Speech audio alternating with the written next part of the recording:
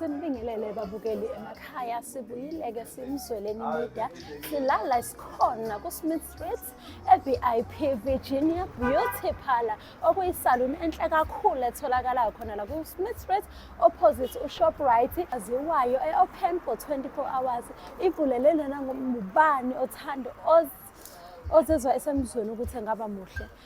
Asikhethi ibala la muntu omncane omdala nongakanani is more than welcome wesilisa wesifazane uyakhona ukufika kule ndawo. Kanti ke ayigcini ngokuba isaluni nje kuphela kuyisaluni enama-service ahlukene siya-installa siyaluka siyagunda ayikho into engenziwa edinga wena ekhanda lakho ukuze ube muhle uma ukuthi unemicimbi unomshado unememulo even i-makeup nayo iyatholakala khona la ekhaya. Iminingi imihle imisebenzi esiyenzayo la ekhaya. Okunye-ke futhi banalo i-page ku-TikTok bayatholakala, Instagram bayatholakala, ku-Facebook bayatholakala. Kanti-ke futhi i-service yabo bayayigcina and they always make sure ukuthi customer service i-right njengoba ne-slogan sabo sisho ukuthi you need a new look, we are your solution. Okuyini la kuyi-Virginia Beauty Parlour.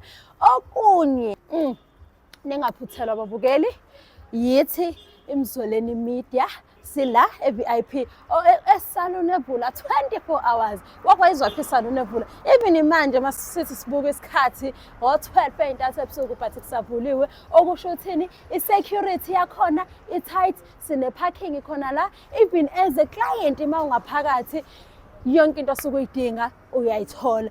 So my client, you are all more than welcome. Sine parking, sinakho konke, sine Wi-Fi. Wakwayizwa phi isaluni ne-Wi-Fi? Ayigcini-ke njalo ngokuba yinhle kanje njengoba iyinhle nekhanda lakho liphuma lilihle yonke into isuke i-on point. So-ke mawubadinga uyabathola enambeni ka-064 5547 559.